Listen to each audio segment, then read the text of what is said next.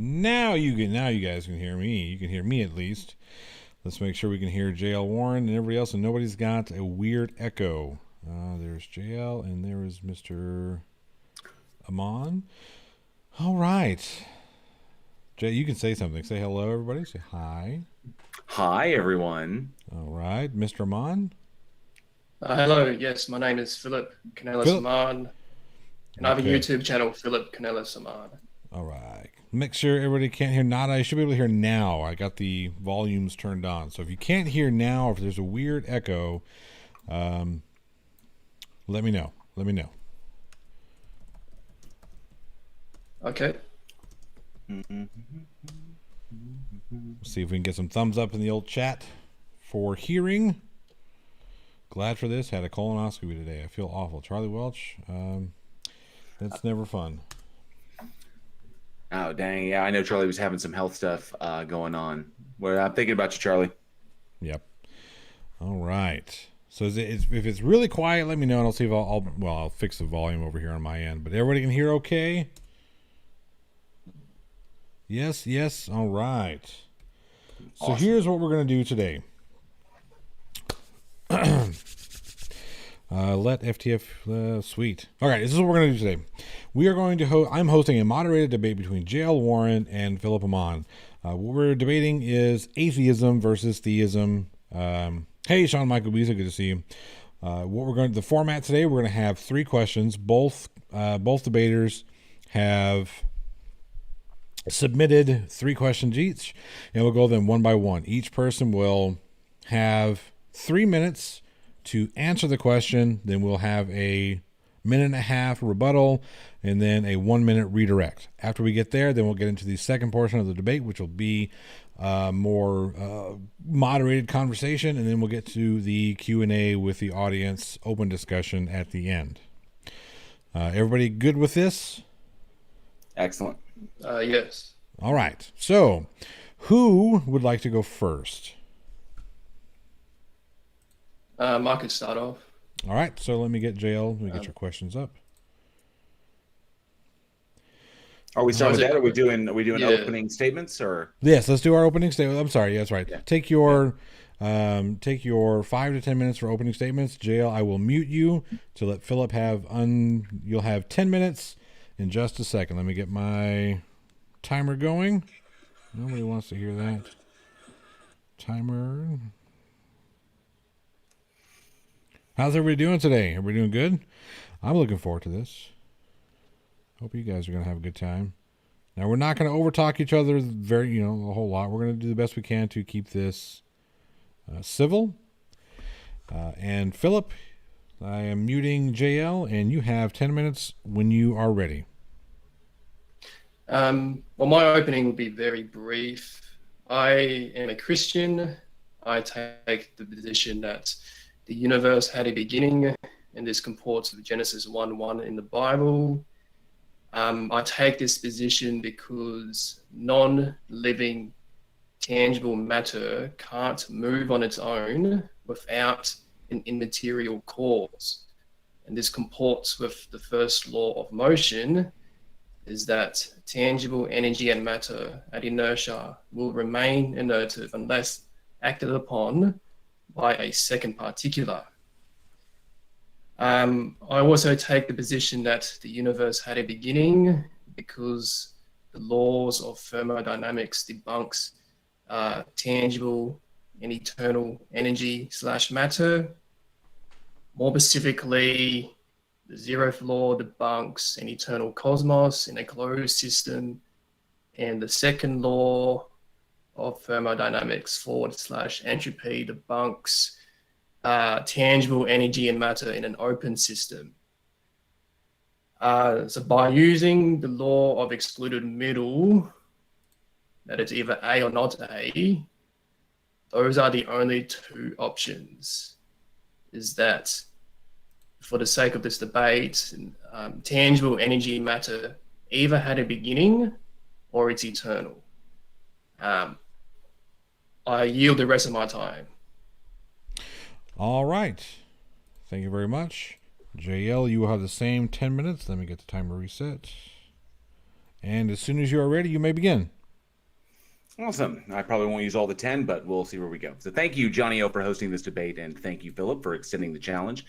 I'm JL, and I am an atheist. I run a YouTube channel that focuses on exploring irrational beliefs, the irrational behaviors that such beliefs can lead to, and mending the societal divides that dogmatic thinking creates.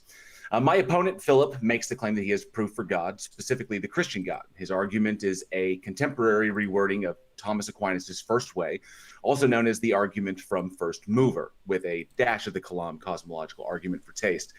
His argumentation will entail that only life has the ability to move or ambulate without an external cause, that energy is not life, and the energy expansion from the singularity, otherwise known as the Big Bang, could not have occurred without the agential interaction of an ethereal omni-entity that he calls God. Unfortunately, Phillip disregards empiricism entirely. Both David Hume's and Immanuel Kant's arguments are thrown out the window in favor of an unfalsifiable hypothesis, that God is the omni-entity that kicked the football on the universe. However, there are hundreds of hypotheses as to a potential first cause. There are also arguments that there was never a first cause, that the universe itself is cyclical, that the death of this universe begets the birth of the next. In short, there is no answer for what triggered the initial expansion, because currently we are empirically separated from that singular moment. Now, I myself am not a physicist, but I do know doctors of physics, wink, Clive Wells, and one thing that they can agree on: if physics were going to prove any God, it would have done so by now. Physics, in fact, does the opposite. It explains natural phenomena, and it never appeals to magic or the supernatural. If an answer is not discernible, the response is simply, we don't know, but we're working on it. My opponent will assert that hydrogen and helium, and afterwards stars and planets, could not be formed without a God. He will argue that gravity is the supernatural effect of God's interaction with the universe, creating these elements. This is also refuted with empirical evidence. Hydrogen and helium formed after the universe had cooled enough to allow their nuclei to capture electrons about 380,000 years after the Big Bang. Gravity, as far as we know, is the bending of space-time by the presence of matter. The larger the mass, the larger the distortion of space-time. Whether this is because of an intrinsic quality of matter or an intrinsic quality of space-time, or some emergent property of the interaction of space-time and matter, we do not yet understand. But just because we do not fully understand the total mechanism of gravity, this still doesn't get us logically to a God. Here it is merely another hypothesis. From a theological perspective, it wholly depends upon how God is defined, specifically what attributes are given to the God. Any assertion of a biblical God or omni-entity can be soundly argued as logically contradictory. We can eliminate each attribute until the God is reduced to something that meets the qualia of non-existence. And given the irrational, ignorant, inconsistent, and irreconcilable nature of the Bible, which is Christianity's claim, there once again solidifies the Christian God as an unfalsifiable hypothesis. Unfortunately, my opponent misses the mark by forgetting that a valid argument is not necessarily sound, and that there exists no deductively sound argument that gets to a God. In fact, no argument can get to a God without first presupposing a God, thus resulting in circular reasoning, which is fallacious, even if you qualify it as virtuous. Physics does not prove any gods. In fact, it does the opposite by explaining with evidence why gods are unnecessary. And metaphysics is simply too reductive for the empirical complexity of our reality, which is probably why God hides there. My worldview is that of naturalism, that everything has an explanation. Brute facts, as my opponent will assert God is, do not exist. Only propositions we cannot determine a truth or false value to. And as a doxastic and voluntarist, I have simply not been convinced of the existence of such a being, given the dearth of evidence to support the claim and the plethora of evidence and logical argumentation to the contrary. My worldview does not comport with assertions that violate the descriptive laws of reality, such as physics and logic. And my worldview does not propose truth claims about what I could not possibly know, just because it makes me feel good or alleviates me of my personal responsibilities for my actions and inactions. In closing, theists have not yet met the burden of proof that they assume when they make a positive claim of a God. And until they do, I and all other atheists are rationally justified in holding our atheist position, especially in regards to the Christian God. Our purpose and our world are our own to determine and safeguard, and we will continue to work towards the well-being of all humanity for the sake of our own lives and our species. Because when we bridge the divides between us, that dogmatic thinking creates, there is nothing we can't accomplish together. No God necessary. Thank you. All right. We are into the question and answer portion. Let me get this set up. So, Phillip, would you like to ask or answer the first question? It helps if I unmute you. My mistake. There we are. One more time. Philip, would you like to ask or answer the first question? Yeah, I'll ask the first question. All right. So Philip will ask, and JL, you have 3 minutes once he is finished asking his question to respond. Oh, it's a very straightforward question. In your worldview, do you believe in gravity? Well, hang on, sorry. From your opener, you were invoking a secular Big Bang, if I remember. And in order to get the expansion, you need gravity. Well, the very first movement of tangible energy and matter, you need gravity. Well, let's keep our questions to questions, not assertive statements. So is gravity in your worldview? Yes. Okay, and is gravity material or immaterial? Well, hang on a second. Let's keep it one question at a time. So, if that is your I opening... need to elaborate. No, I need to ask. You need to clarify what. Yeah. Well, no. You asked me if gravity is my worldview. Gravity is in my worldview. Gravity is a demonstrable and testable and emergent property, like I explained in my intro, and we can make predictions with it. Yes, if you extrapolate that belief back to your belief of a Big Bang, you have an invisible force interacting with all tangible energy and matter today, which is said to be 10 to the power of 50 in tons. So for an invisible force to have that ability requires an omnipotence with a consciousness. Well, I'm sorry, is this your second question? Yes, this is going to have to go into your rebuttal. But yeah, I'm getting straight. I'm about to conclude here is that the gravity, in order to get the expansion, the gravity requires an omnipotence for an invisible force to interact with all tangible energy and matter today, which is said to be 10 to the power of 50 in tons, and with a consciousness to choose to move on its own to interact with all tangible energy and matter. So gravity is just a label for an immaterial God. All right, so JL, you have 1 minute to rebut. Starting now. No, that's incorrect. Unfortunately, while we do not understand every single, all of the minutia of the mechanism of gravity, we do have a very good idea as to what it is. Obviously, we can detect the force itself, and we can test it, we can demonstrate it, and we can make predictions with it. We have a predictive model. But saying that there is some ethereal force or some ethereal entity behind it, that's just a hypothesis, and it's not supported by evidence. All right. That's the only alternative. Sorry. Again, we are in a question and answer, so we're going to be very strict. JL, you will ask your first question, and Philip, you have 3 minutes once he is finished asking his question. Hang on, is this a debate or just question and answers? This is a debate.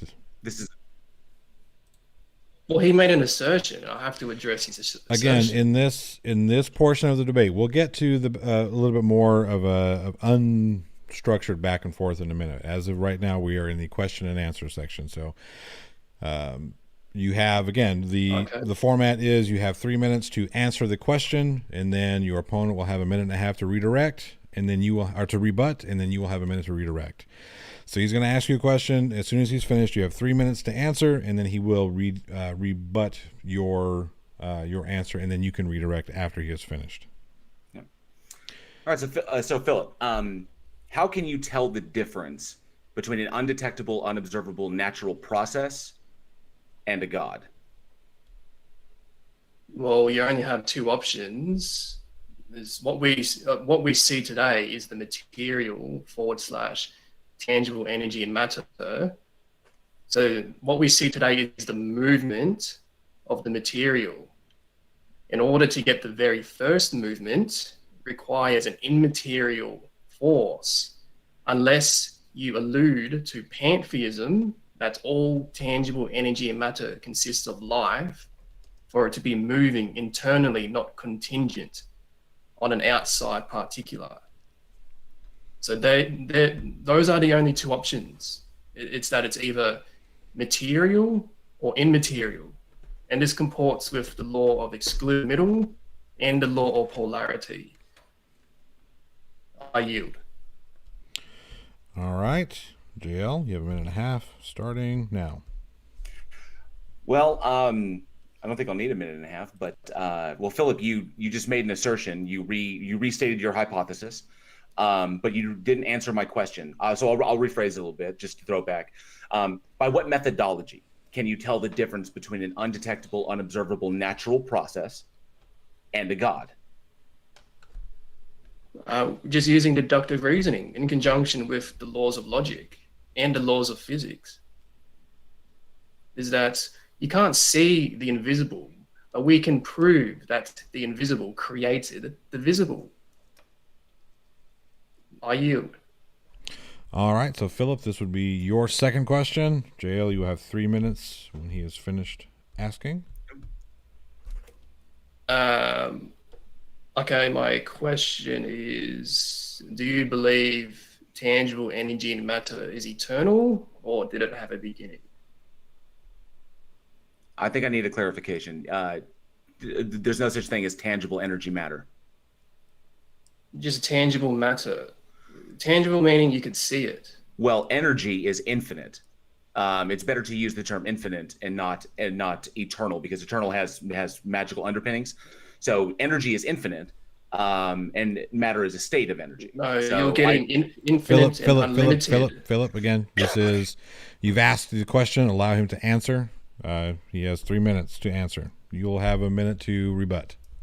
So energy is infinite. I choose not to use the term eternal because it opens doors to magical thinking, and it has baggage that comes along with it. I prefer the mathematical quantification of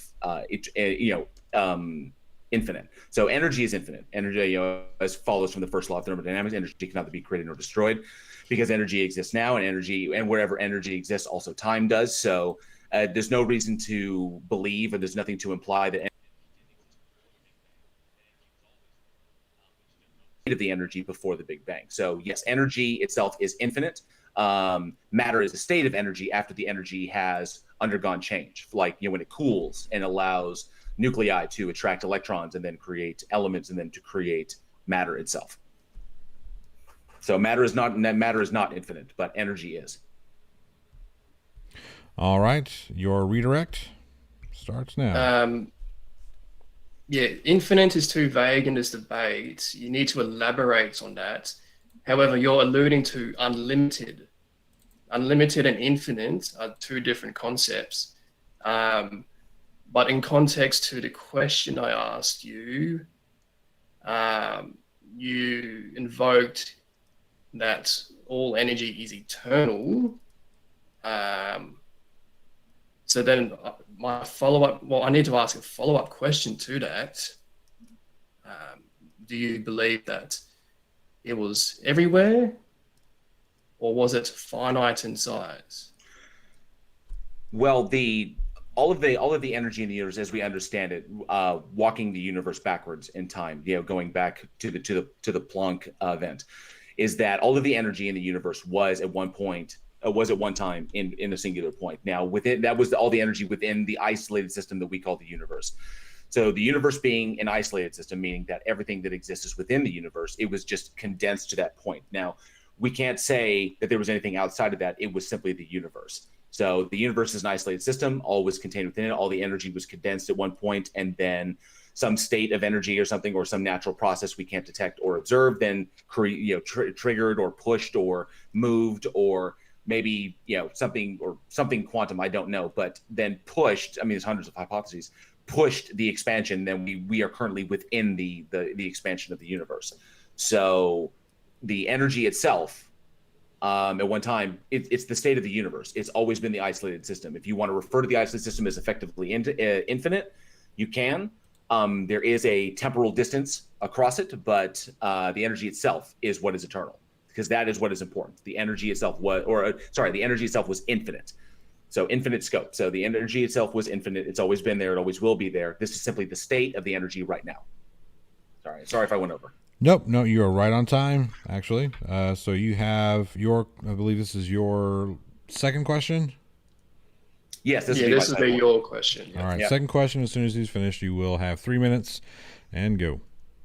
All right, so swinging back over to the Bible. So, Philip, by what methodology do you ascertain the truth of your interpretation of the Bible and the falsity of every other possible interpretation of the Bible? Well, firstly, if you're asking a theological question, you have to presuppose God in that context. No, I don't. I'm speaking to your worldview. Yeah, but in order, I have to convince you of a God in general first, and then from there we can discuss which God that is. So, I take but it's two not main about, reasons. Hang on, It's JL. not about, no, it's okay. It's Hang not on, about JL. God. It's about the Bible. So, sorry. Well, the two main reasons for me that proves the Bible is that the universe had a beginning, and this comports with Genesis 1:1. And the second reason is that because God is infinite in size, he is independent by default, and he is also good by default because he has no one to be evil towards. This comports again with the law of excluded middle and the law of polarity, is that they are the only two options. Because God is good by default, it would be good for him to send down evidence, that being Lord Jesus. And that comports with John 3:16 in the Bible, that God so loved the world that he sent Lord Jesus down. Whoever believes in him shall have eternal life. If you reject that, your only alternative is a deistic God, an evil God. However, that is a contradiction because we don't experience torment / evil at the level of a God, because there's harmony today. So that puts you back to a good God by default, which comports with the Bible. I yield. All right, JL, redirect. So that was a good sum up of the exact same answer you gave to AJ on your previous debate. But my question wasn't about God. My question was about the Bible. So maybe I need to restate it. So, by what methodology do you ascertain the truth of your interpretation of the Bible and the falsity of every other possible interpretation of the Bible? Well, there are many versions of the Bible because in order to claim a copyright, you need to change at least 10% of the context. So that's why there may be inconsistencies with some passages, is because it's money driven. But if you go to Genesis 1:1, Genesis 1:1 hasn't been tampered with. God, in the beginning, God created the heavens and the earth. And the fact that God sent down Lord Jesus hasn't been tampered with. So those are my two main reasons for why it is the God of the Bible that exists. I yield. All right, you have your third question. And as soon as you are finished, JL, 3 minutes. My third question is, what was the very first core? Hang on, let me rephrase this. Was tangible energy and matter always in a state of movement, or did the movement have a beginning? We can't possibly know that. Yeah, those are the only two options. No, I addressed this. I addressed this in my intro. We are empirically separated from that event. We can't. We literally can't know what it was. We can't know the state of the universe before the Big Bang. Like, we are empirically separated from it. Yeah, but we can use the first law of motion. Well, we This can is make empirical evidence. we can make assumptions, yes. Like we can make hypotheses as to what it could be, but there are many hypotheses. There's a hypothesis that it was always in motion. There's a hypothesis that it was a singularity and then expanded, and then or something else triggered that, like some other quantum event triggered that event.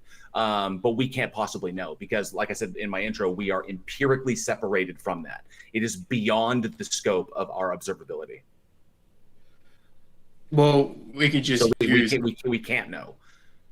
Well, we can use abductive reasoning in conjunction with the first law of motion and the law of excluded middle. Yeah, that gets you to a hypothesis, but you'd have to be able to demonstrate that in order to get it to the state of a theory. You actually have to be able to demonstrate that, test it, and create models that are predictive and verifiable. That's why it's a law. But we can't do this. It's not a law. It's like we can't get. It's a law of logic. Okay. No, the first law of motion. Well, the first law of motion, yes, but we can't know the state of the universe before the Big Bang, so we don't know what actually was there. So it could literally be. I mean, the one hypothesis is that it was a state of energy that does not conform to anything we know now. That's one hypothesis. One hypothesis is it was exactly the same, and the universe is just going and going and going, and that's simply the state of the universe.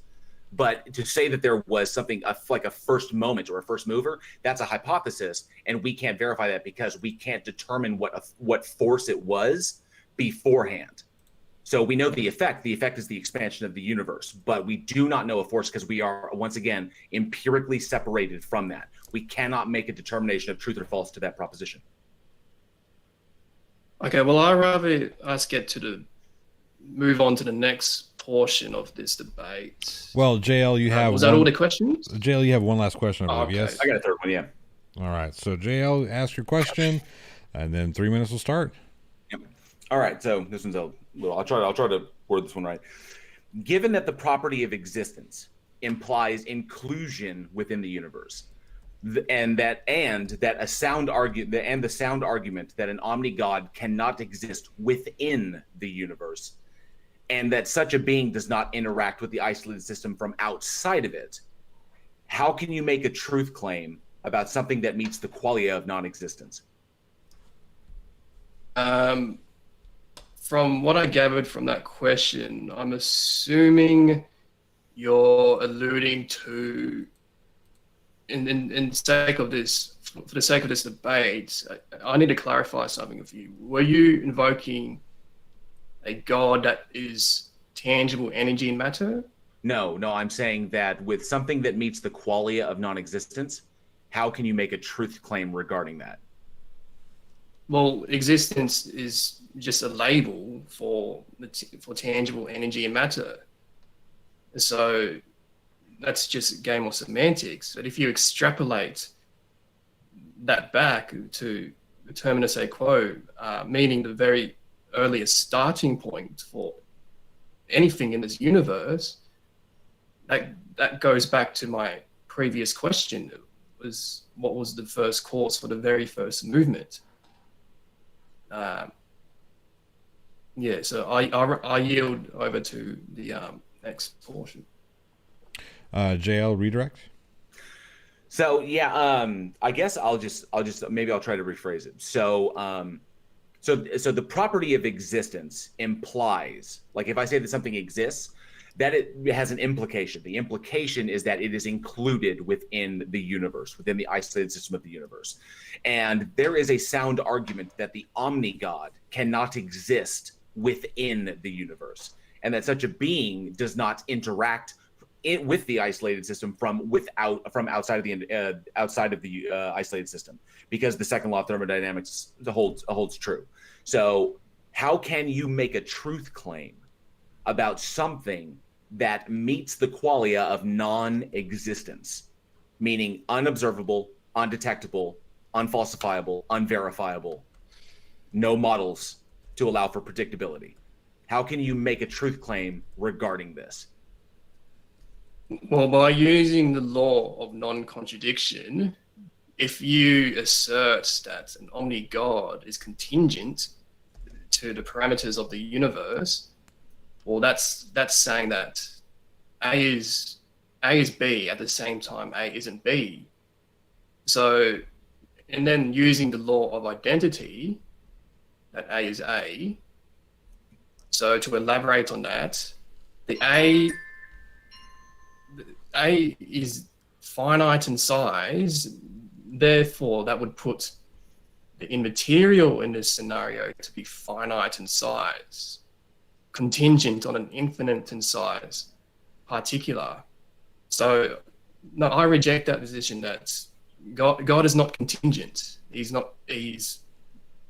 infinite in size, security is aseity. I yield. All right. here we are. That was the questions between the two debaters. Now what we're going to do is we're going to get into a little bit of an open discussion, Q&A with the audience. If you have a question you want to ask, of course, you're more than welcome to super chat. I won't turn it away, but you don't have to. Just make sure you tag me, and I'll get to as many as possible. But I have a couple of questions myself. It seems as if we're not answering succinctly the questions being asked by each other. So if we could go over some of the main points of your position. Phillip, I'll give you just a few minutes. Kind of not wrap up, but kind of elaborate a bit on your three questions. Kind of give us a direction in which you're traveling. Okay. Well, in context to cosmogony, the primary mover would logically be an immaterial cause. If your belief of gravity is just a label for an immaterial cause. The gravity and a god shares the same attributes, is that they are both eternal, omnipotent, omnipresent, and ambulated to be moving internally, not contingent on a third particular. So this puts you. Well, gravity. Hang on, JL. Oh, you'll have a minute. Okay. No, it's okay. Let him finish his thought, and then you'll have a minute to get after it.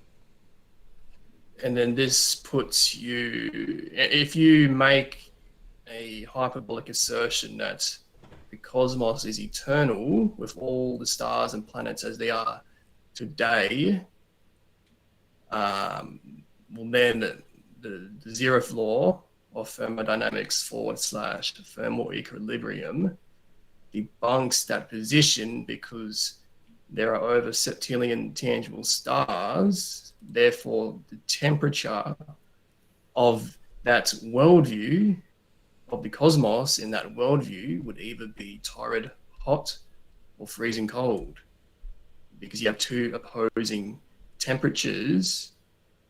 And then, if I could remember my last question, the very first movement, if you reject an immaterial cause, your only alternative is a material cause that all tangible energy matter moves on its own.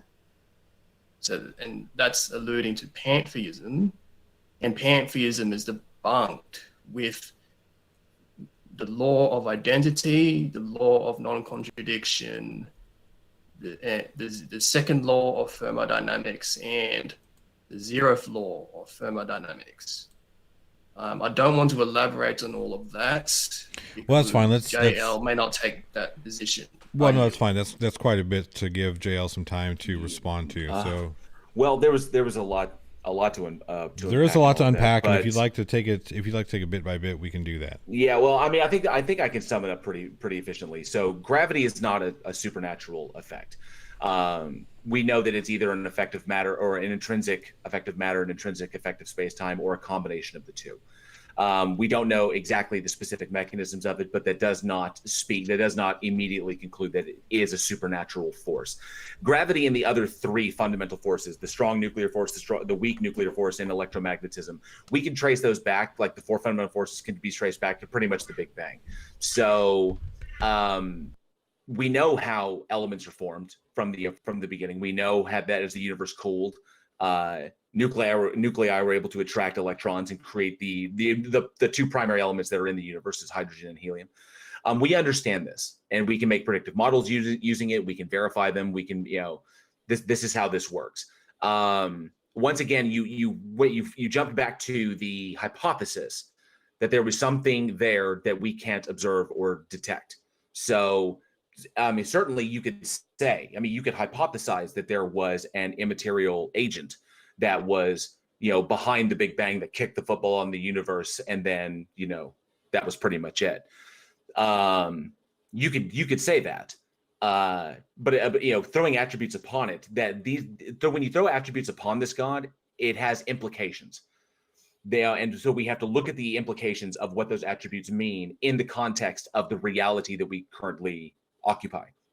So we see no evidence of that to support that. Like I said, I'm a naturalist in my worldview. Everything has an explanation, even if we haven't gotten to that explanation yet. We will eventually. Somebody like physicists say, we don't know, but we're working on it.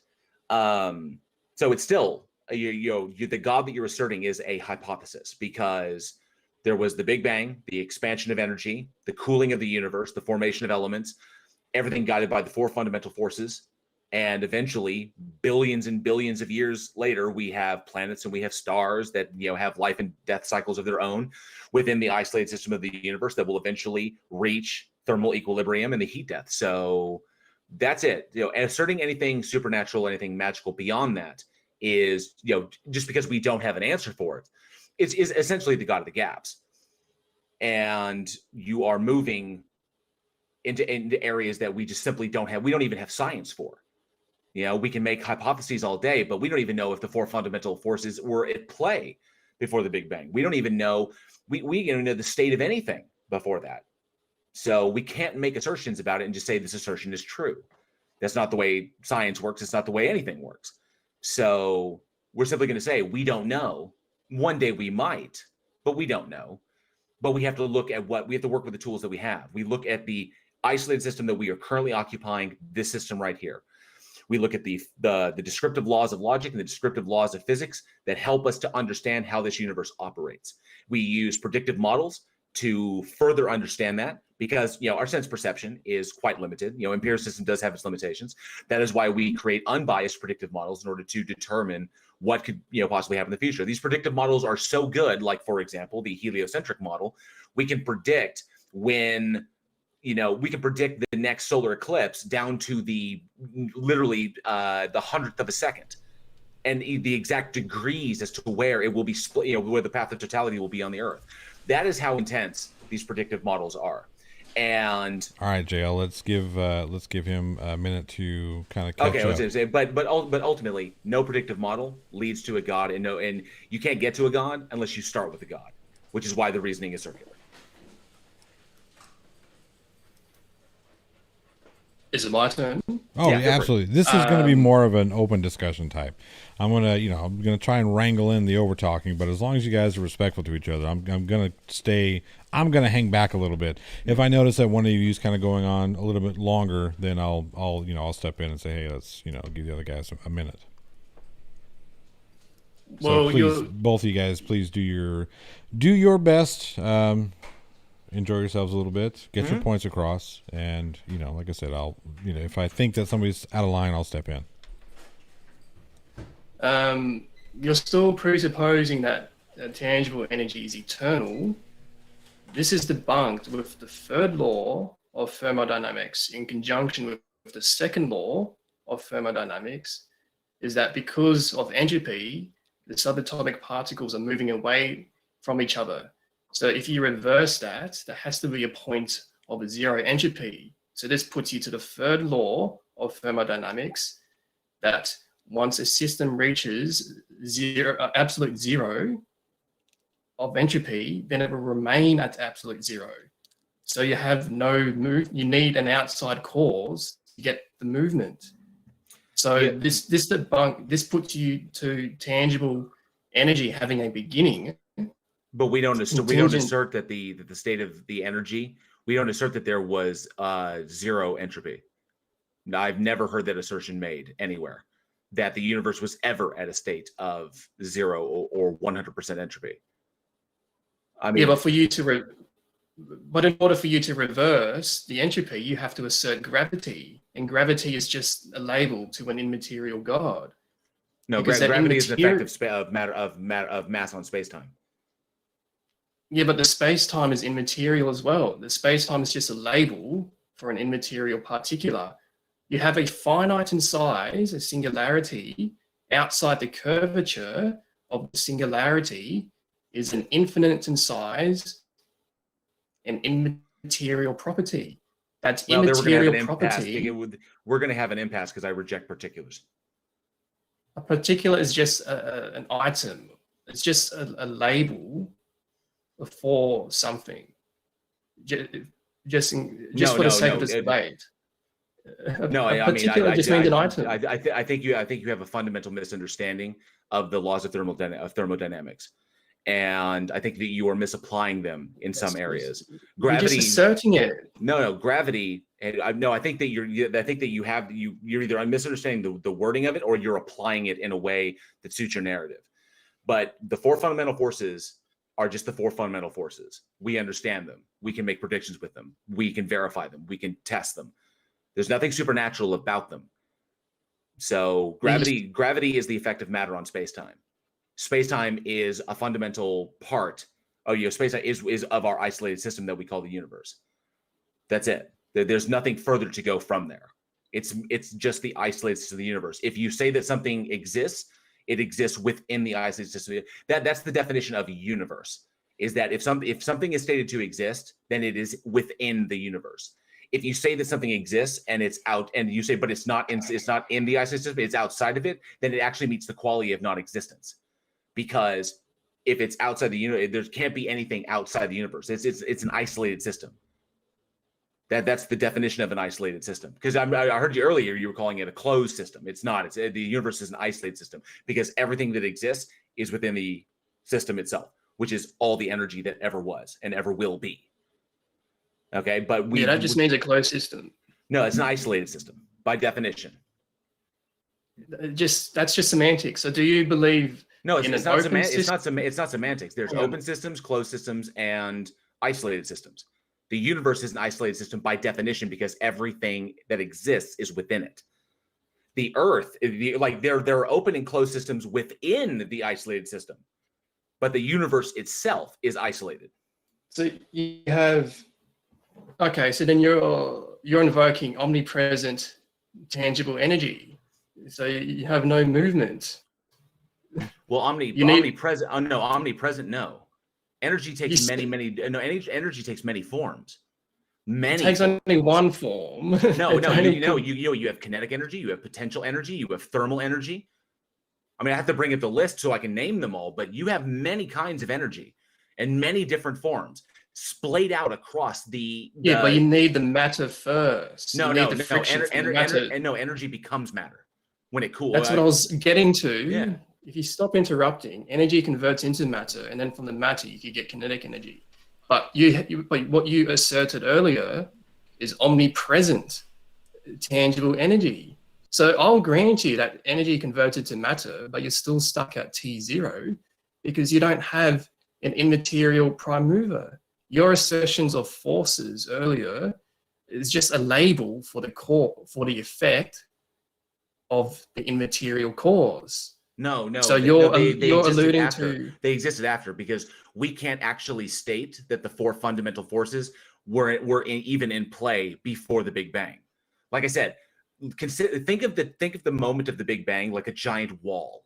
Okay, everything we know is on this side of the wall. It's literally a wall we cannot look through. We are legitimately separated from whatever was before the wall. Okay, so we don't know.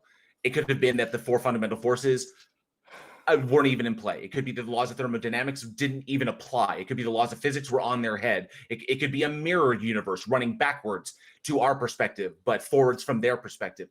It could be anything.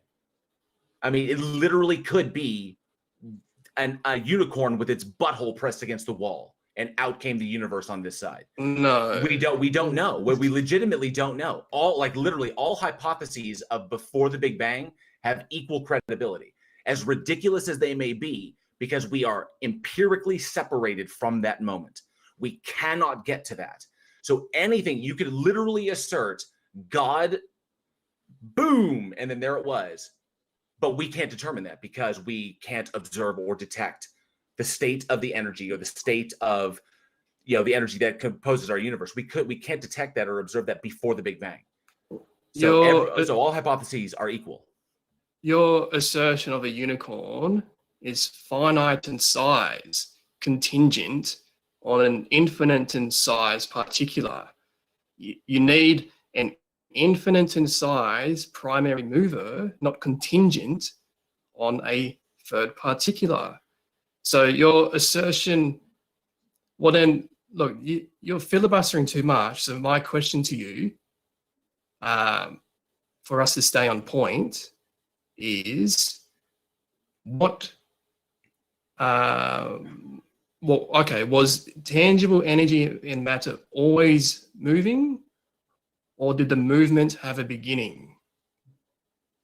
Well, we know the starting point for our isolated system. The starting point is the Big Bang.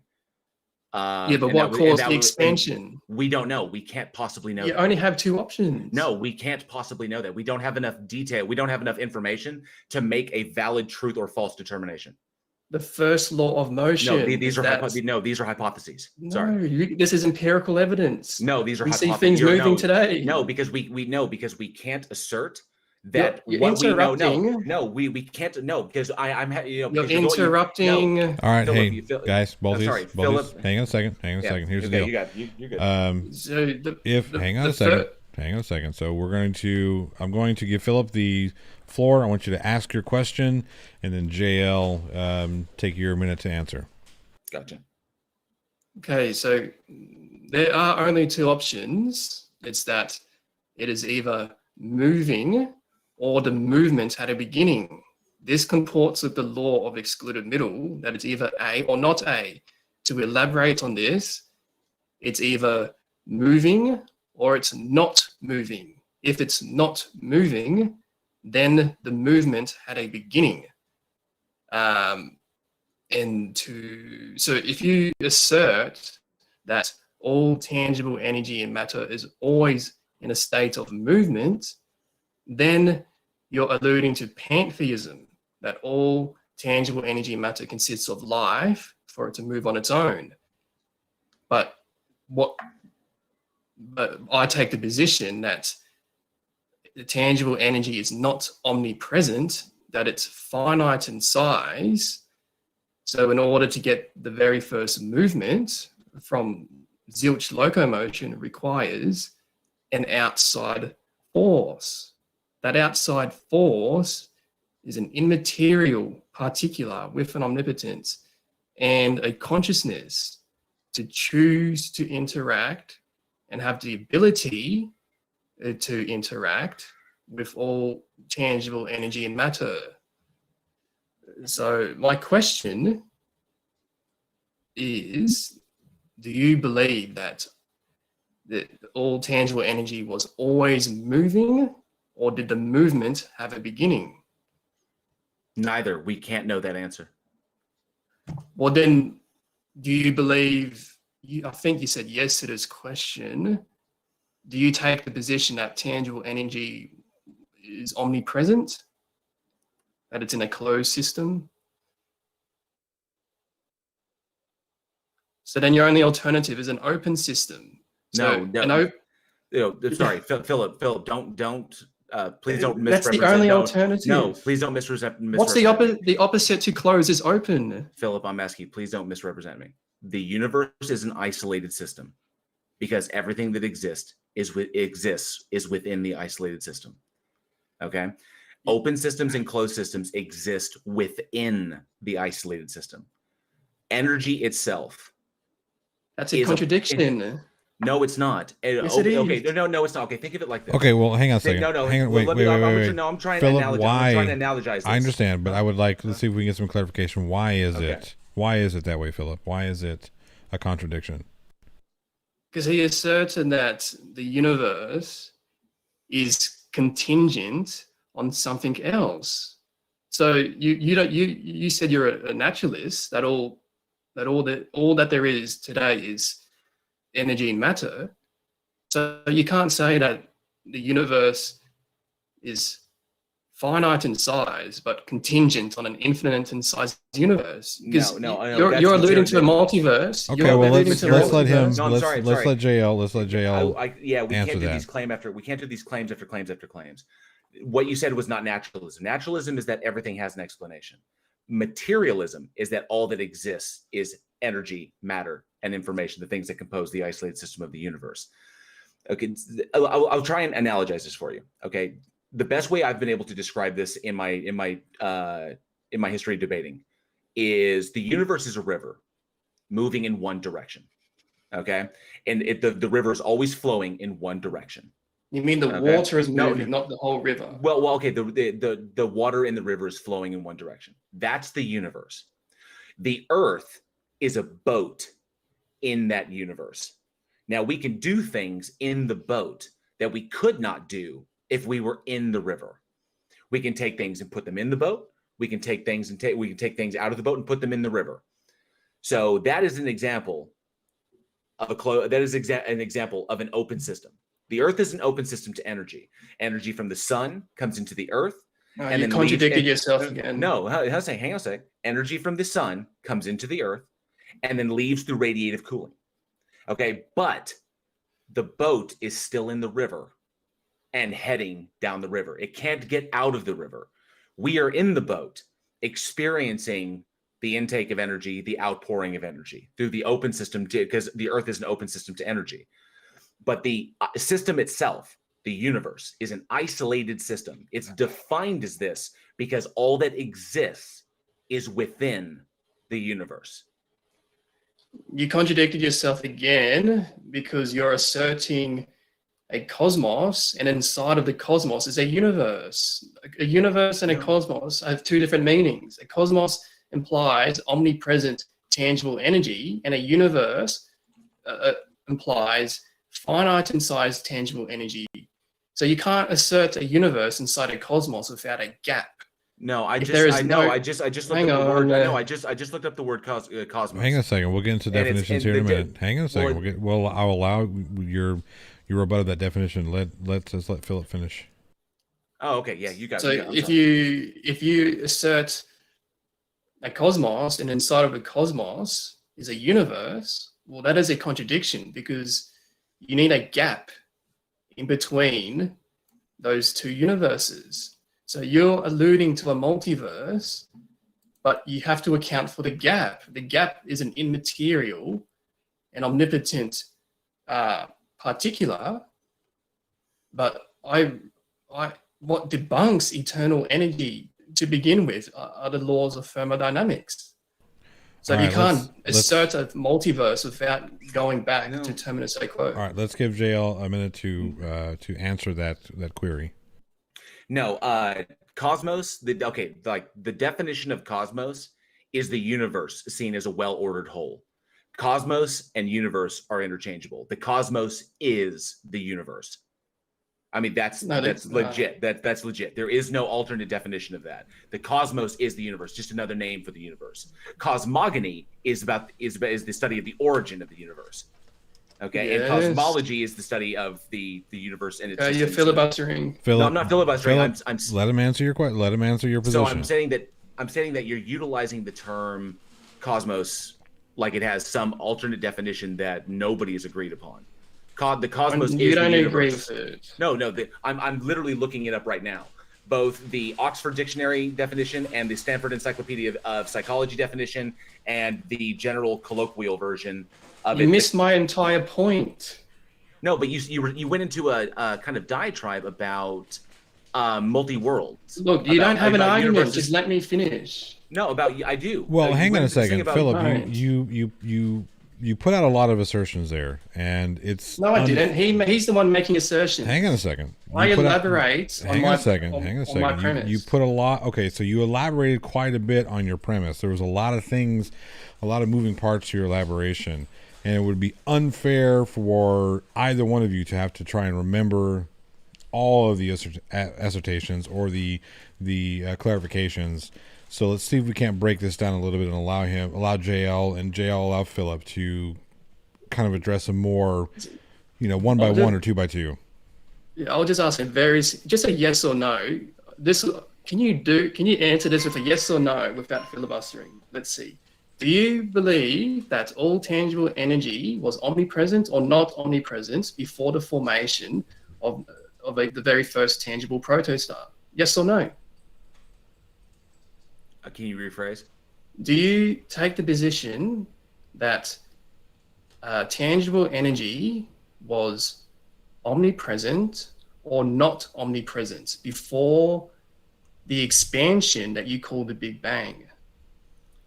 Can you clarify tangible energy? Just Google it. Tangible means something that you could see. See, this is what you're playing semantics. No, I'm not. So, I don't know what.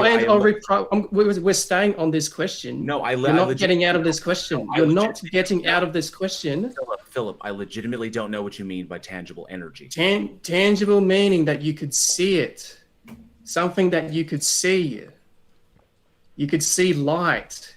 Energy is light. Okay, so I just Googled, is energy tangible?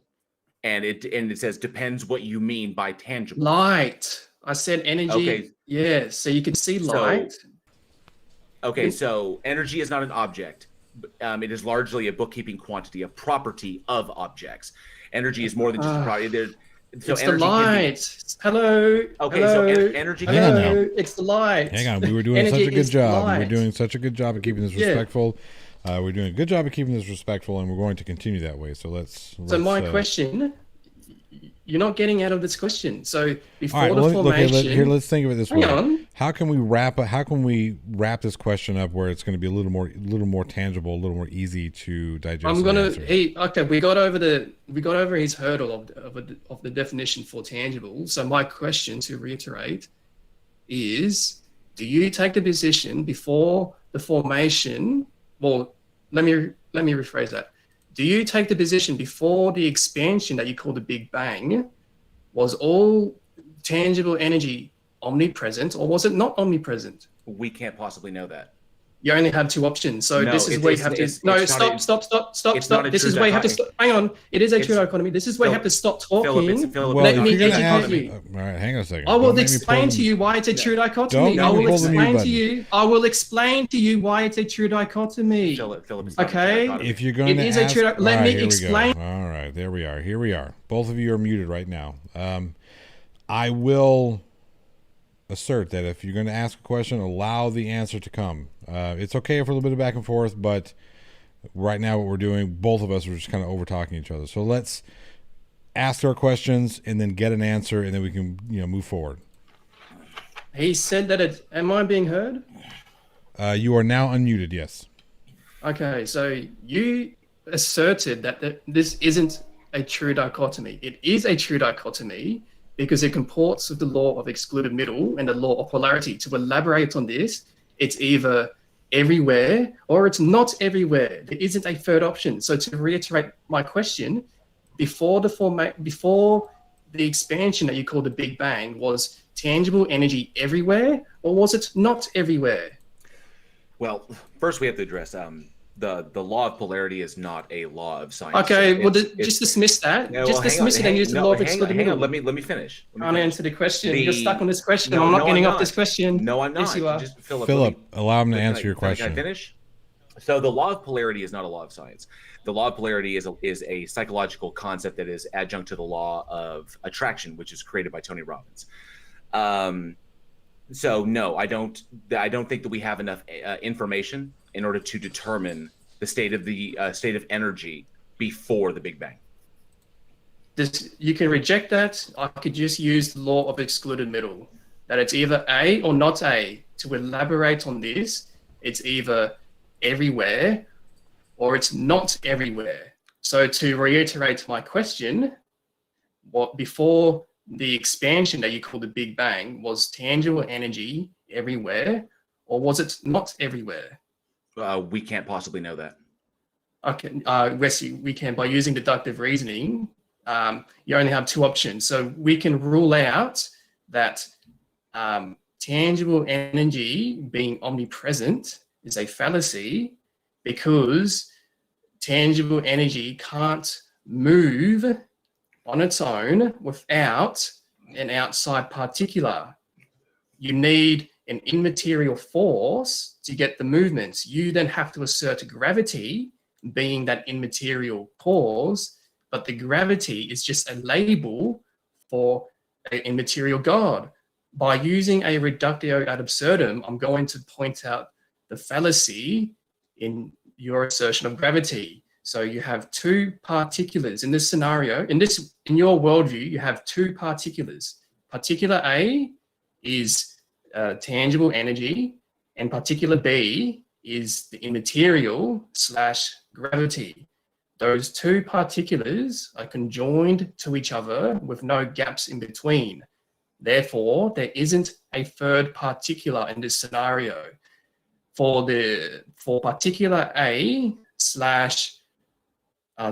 for particular B / immaterial to choose to interact with the tangible, because the tangible was at 0 entropy, requires a conscious choice by the immaterial particular and the ability to, with an omnipotence, to have the ability to push all energy and matter into movement.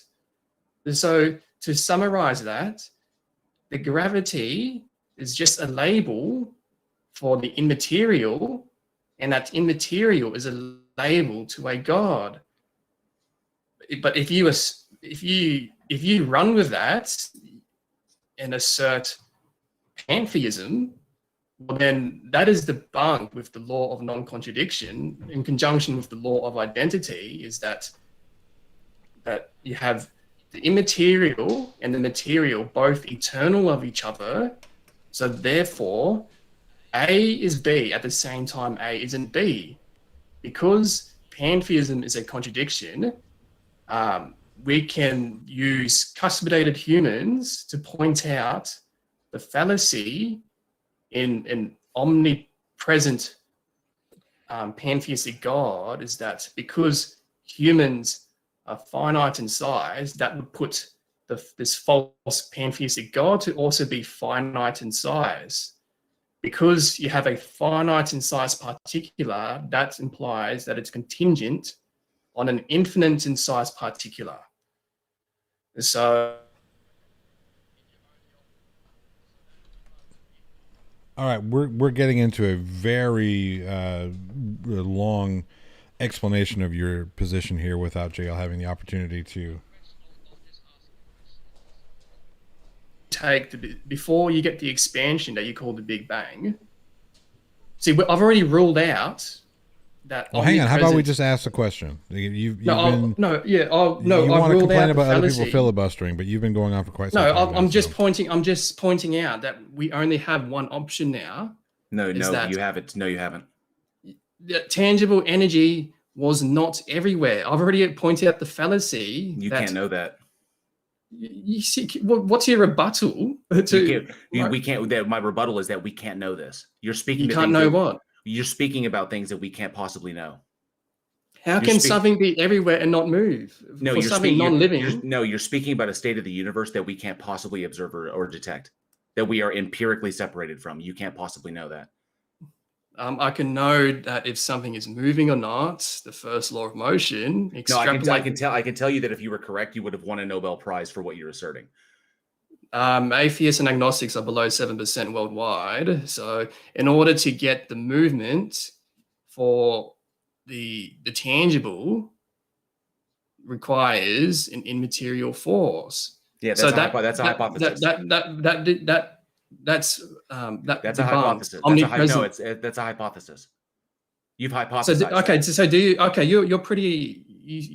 You sound adamant that it is a hypothesis. Are you taking the position that no, it is a hypothesis. You're hypothesizing you get no Big Bang. You get no Big Bang. You're hypothesizing there was a first mover. What if it, like I said, like I asked before, how could you tell the difference between an undetectable, unobservable natural process and a God?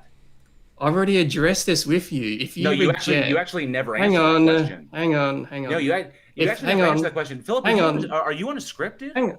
No, I'm not reading off anything. I'm looking at you. You literally reiterated, like in the past. The 5-minute section you're filibustering. That 5-minute section you had, you reiterated everything you stated at the beginning. You've literally done. I have a good memory. I'm not reading off anything. I'm looking at you. Well then tell me. Okay, that's cool. That's cool. If you're not on a script, then go ahead and answer the question. How can you tell the difference between an undetectable, unobservable, natural No, I've already. process. Hang on. You're No, not reset. You're not. You can't. you You're never not resetting the debate. Don't No, I'm reset. not resetting You're it. trying to reset no, the debate. because I'm not resetting the debate. Hang on. You're interrupting. You're interrupting. Well, You're hang on a interrupting. second there. You're interrupting. You Hang are on a second. interrupting. I'm interrupting. I'm interrupting as a moderator. I'm going to say that it's a little bit. It's right now we're trying to keep this one-sided, Philip, and I'm not going to allow that to happen. So if you're going to make a lot of assertions, if you're going to make a lot of this, that, and the other, I'm going to give JL the opportunity to respond. I was on the affirmative. He interrupted.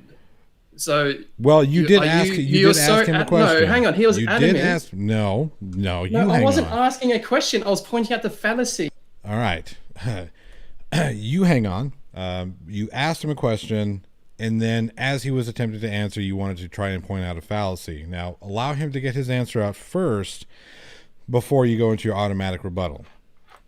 So you're adamant that you don't need an immaterial cause. So you're alluding to that you have no Big Bang. Just to break this in half, you have no Big Bang because you have no room to get the expansion. No, because you're alluding to omnipresent. No. Hang on. No, Phillip, you misrepresented me. I didn't make a claim as to what came before the Big Bang. I said alluding to. Let me rephrase. I didn't allude to anything. We get to the point of the Big Bang and full stop. I assert nothing. I make no claims as to the You're asserting the Big Bang. You're asserting the Big Bang. But we can observe that. We can observe that, but we don't know what observe the Big Bang. No, Phillip, we don't know what caused the Big Bang. We don't know what caused the initial expansion of the universe. It's only two options. Well, you don't know that. Yes, I do. The law of excluded middle. No, that is a hypothesis, Phillip, because you can't. It's not a hypothesis. It's the law of excluded middle that it's either a. All right. Again, we're going to allow the free exchange of idea. So let's be a little more mature about this and allow each other to speak. Phillip, you have been taking up a lot of time, so I'm going to give JL just a few minutes here to respond to some of the things that you have said without the possibility of interruption. JL, the floor is yours. Thank you. So I'll be quick. So in essence, I had the opportunity to go through Philip's previous debates and just kind of get a feel for, his position and his worldview. And while he is perfectly, it's perfectly allowed that he can make any hypothesis about the state of the universe or the cause of the Big Bang or something of, whatever. People do it all the time. Hypotheses are great, and metaphysical, thought experiments are fun. But we cannot make truth claims as to something that we cannot observe or detect. We cannot make predictive models based on these things because they are beyond our senses. They are legitimately, we are empirically, we are ontologically separated from them. So our beginning is not the beginning of the universe. The beginning of what we understand as the isolated system, that's what we can understand too. But if there was something before that, we simply don't know the state of it. Maybe we will one day, but we don't know it today. Asserting as a God is simply a God of the gaps fallacy. It's simply sticking God into an area that we don't have an answer for. It's a hypothetical God. Like I said in my intro, it's an unfalsifiable hypothesis. There's no evidence for or against it. And I'm not asserting anything, of whatever might be there. I'm not comfortable with that because we simply do not know. It's literally zero knowledge of before this moment of the Big Bang. We simply don't know. So cosmogony makes nothing on that. I can guarantee you that if anything that Phillip was saying was true, and he brought this to any kind of university and posited this in front of their physics panels, this guy would win a Nobel Prize. I mean, it's right there, ready and waiting for him. He's literally, answered one of the biggest questions of all time. And like I said in the very beginning, it's just a kind of reworded Thomas Aquinas' first mover argument, the first of the five ways, and. That's been around, I'll have to quote Sir Sick on this one in his latest video. 700-year-old thinking is 700-year-old thinking. We're far beyond that. We have a greater understanding. So I'm going to go ahead and bring Phillip back in. Yeah. Let's see if we can continue without too much over talking. Please, gentlemen. Look, if you don't answer this question, I'll ask you another question. Do you take the position that tangible energy is eternal? Yes or no? What do you mean by tangible energy? The material for the universe. So just energy. Yeah, energy, matter, material. I'll just use so energy. material. No, I take the position that energy is infinite. Infinite in size? No, it's just infinite. You need to elaborate on that. Quantifiably, quantifiably, mathematically, it's infinite. So it has no curvature? What do you mean by curvature? You made the assertion of it being infinite, so you need to elaborate. Was it infinite in size, or was it not infinite in size? It's energy. So it's what did it have a curvature? Light travels at a distance. Are you aware of this? At a speed. So, so is there in this scenario, was energy infinite in size, or was it not infinite in size? Are you referring to like that image of the CMB? No, when like you're jumping to you're jumping to square 7. No, I honestly don't know what you mean by curvature. Like curvature of what? Like gravity is what creates curvature in the universe. Gravity is immaterial. Title of God, but no, hang on, wait. Gravity is not immaterial. Well, I mean, you can say gravity is immaterial, but we understand it. Well, we understand the effect of it. We can test it. So the effect of matter on space-time. Hang on. You can't test the invisible. No, we can test gravity. You can't interact with it. You can see my camera. You can only know the effects. Here's this. I just interacted with gravity. That's the effect. Yes, that's gravity. The effect is the movement. Gravity is the phenomena. Hang on. So my question was energy before the expansion that you called the Big Bang, was energy infinite in size, or was it not infinite in size? We can't possibly know that. You were adamant earlier. So no, you said before the Big Bang. We can't know that. You said you said it was infinite. So how do you know? Hang on, wait. You make the assertion. Hang on. So you're so adamant that there was a Big Bang, but you're circumventing the question if all the energy was either infinite in size or not infinite in size. You're just lying. So you're not getting off this question. What am I lying about? You're adamant that a secular Big Bang happened, but you can't even answer this question. You're just asserting the Big Bang. Well, you have to go. Hang on. Wait. You're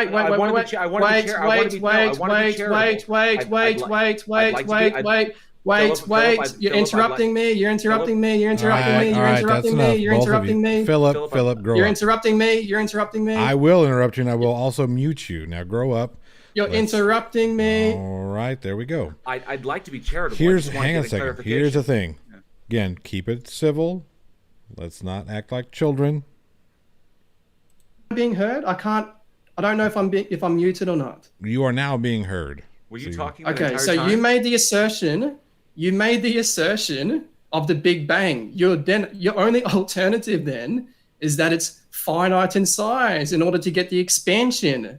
So you don't know that. You can't have omnipresent tangible energy. You can't say that tangible energy is omnipresent and it expanded into a Big Bang, because that implies that it's Hang on. So your only alternative is that if you assert, and you were adamant on this, is that a secular Big Bang happened. And so that implies that it was all the energy was finite in size. So you have a finite in size, tangible particular, and outside the curvature of that finite in size tangible particular is an immaterial and infinite in size particular. So in order to get the movement that you call the Big Bang requires a primary cause contingent from the immaterial particular, because the energy and matter doesn't consist of life from the very start to move on its own. So right, that immaterial particular is a god. You kind of ramble on a little bit, so let's allow No. Yes. Hang on. I'm gonna. You dropped a lot in there, dude. There's a lot there for no. So your only alternative. Okay, there we go. There's a lot there to unpack. So you can't, I'm not going to allow you just to ramble on without giving JL the opportunity. I wouldn't allow JL to do the same to you. So there's a lot there to unpack. I'm going to allow JL to start unpacking a bit of it before we bring you back in. I honestly don't even know where to begin, because he made a boatload of assertions about things he can't possibly know. I just still don't know what he means by tangible energy. There's matter and there's energy. So if he wants to speak about a particular state of energy, we can talk about that, because there are many states of energy. I can pull them up, but I don't know what he means by tangible energy. And I don't understand. I mean, and he's still making he's making hypotheses about what came before the Big Bang. I don't know what he means by the energy existed in a finite space. We don't know. Like, we can't say that all the energy compacted at the Big Bang was the size of this monster cat. We can't say that. We don't know. All we know is that there was an energy expansion from a point of singularity. But these particulars he's just asserting, and All right, so I honestly, let me ask you honestly this. don't know where to begin. Well, JL, let me ask you this. What do you have a specific question that you would like clarified of Phillips? Yes. Well, I mean, I have one of my questions he never answered. I mean, because given all of this, given all of Philip's argumentation, he still hasn't given me his methodology for how he determines the difference between an undetectable and unobservable natural process and a god. What is that? That was a timer. All right, so if we could answer that question, Phillip. Yeah, I've already answered that question. You could just rewatch the introduction. How about so my question? Hang on, wait. No, you're not going to tell me to wait, Phillip. I'm gonna debate your next moderator. If you interrupt, I'm gonna send you in. Here's the thing. I'm not going to interrupt you. I'm not going to fight you. I'm just going to mute you. As the moderator, that's what I'm here to do, direct the conversation. Now, you say you answered the question. It's been asked. Maybe you need to clarify a little more. If you interrupt, moderator, I'm sending you an invitation. Goodbye. I'm not going to do this. You don't get to try and threaten me on my own channel. That doesn't work for me. Here's the deal. There's a clarifying question that needs to be answered. If you don't want to answer it, you can simply say, I'm not going to answer that question, and then we can attempt to move on. That's up to you. Hang on. I've already answered that question at the start. You had your chance. You had your 3 questions. I've answered them. So my question to you... Well, but you've had your 3 questions. Hang on, wait. No. You've had your 3 questions as well, so let's not get into that business either. Moderator after this. So you have... we've ruled out that omnipresent tangible energy is a fallacy because you're adamant that a secular Big Bang occurred. So your only alternative is that tangible energy / light is cuspidated, meaning that it's finite in size. So my question to you was, the tangible energy / light always moving, or did the movement have a beginning?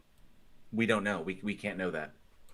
You don't know. There's only 2 options. So I have to use a reductio ad absurdum again, is that for it to always, if you assert that it's always moving, you're then alluding to that all tangible energy / light / matter consists of life for it to be moving on its own. So you're alluding to pantheism. Pantheists believe that the universe is the God.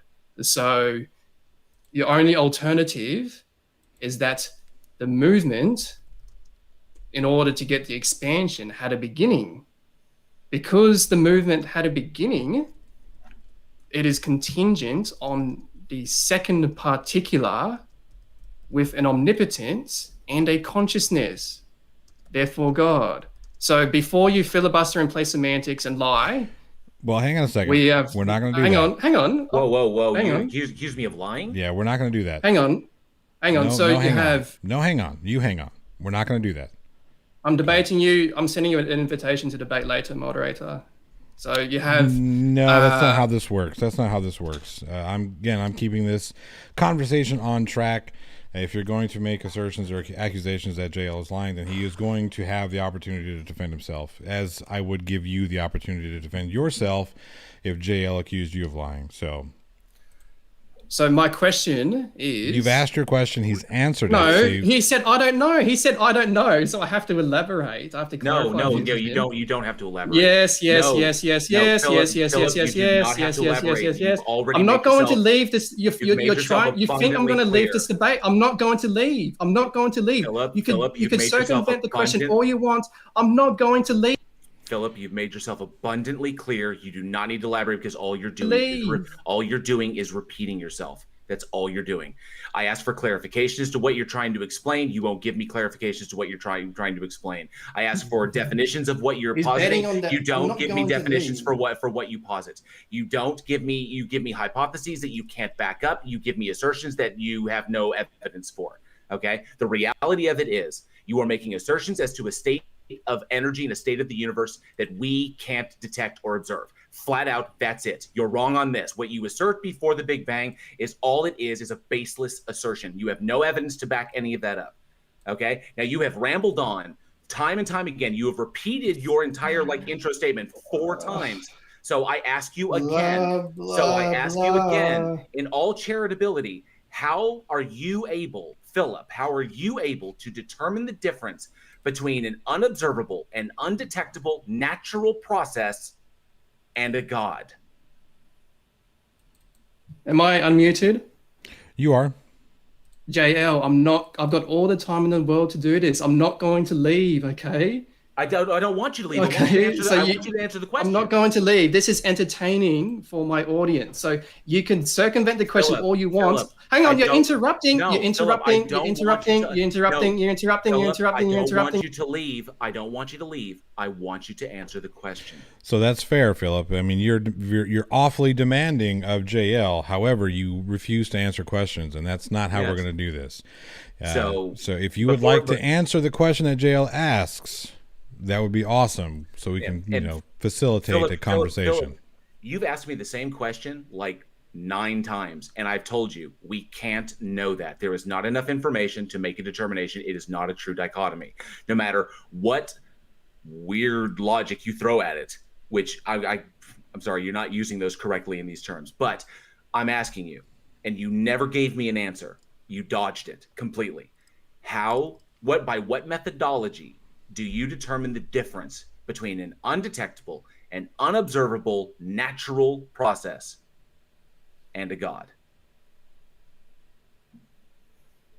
I answer that question to elaborate on, or to reiterate that we know that an immaterial primary mover was the cause. How do we know this?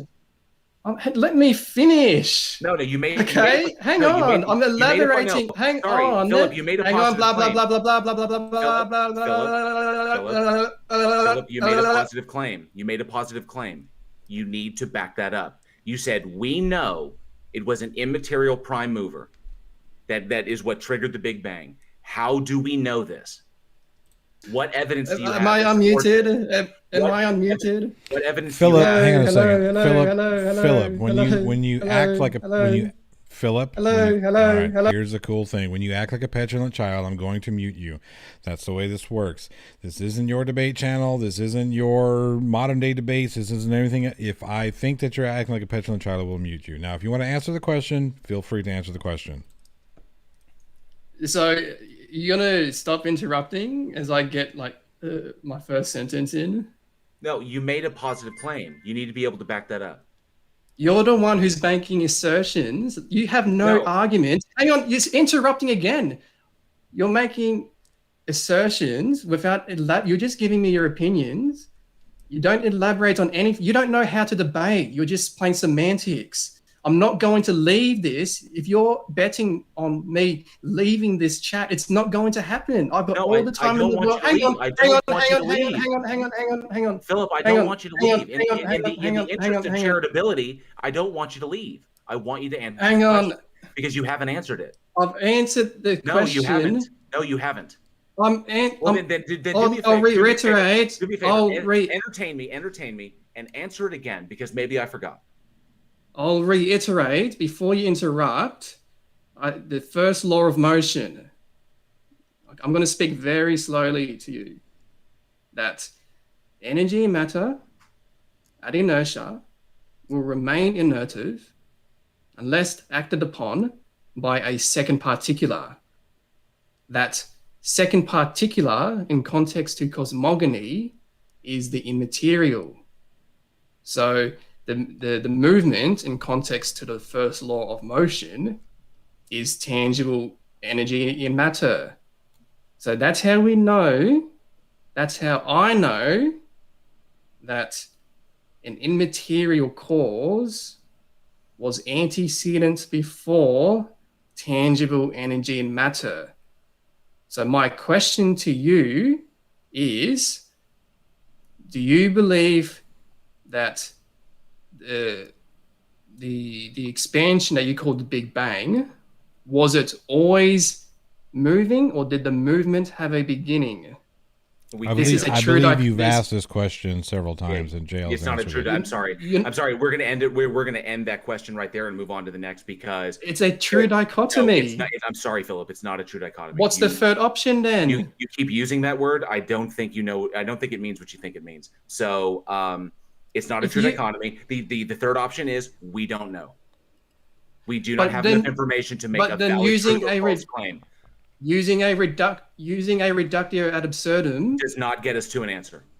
Hang on, the moderator's muting me over and over again. I'm trying to respond. I can hear you, dude. Okay, so the only time repeat what I'm saying. Okay, repeat this word, reductio ad absurdum. Repeat that word. Reductio ad absurdum. Yeah, so by using, you don't have enough. Hang on. You don't have enough information. Hang on. You are repeating yourself again, Philip. And I'm sorry. You don't know what I'm saying. You don't know what I'm saying. You are repeating yourself again, Philip, and I'm not going to let you do it. Reductio ad absurdum. You don't know what I'm about to say. Because you don't have enough data. You are making assumptions as to the state of the universe before the Big Bang.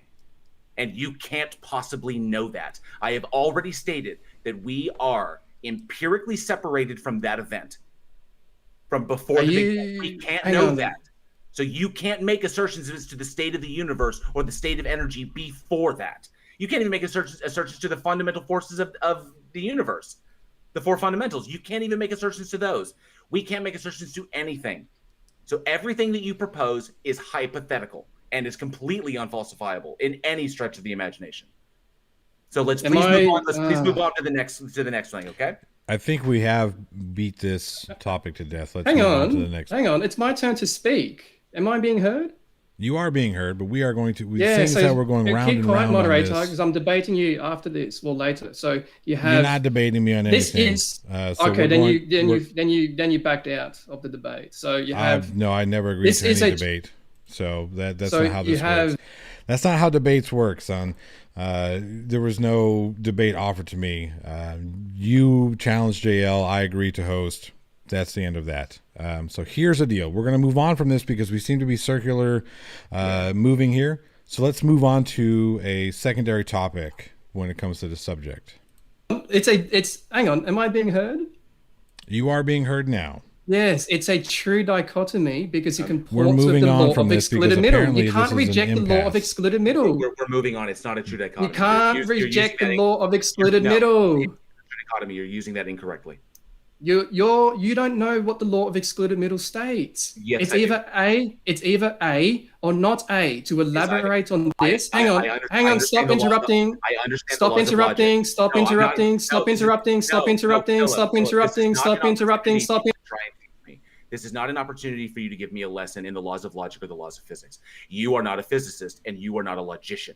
Okay. Now I have a pretty strong understanding of the laws of logic. The law of excluded middle, the law of identity, and the law of non-contradiction. I understand the laws of logic, and I understand how they are descriptive of our universe. I also understand most of the laws of physics, as has been asserted to me many times in many live chats.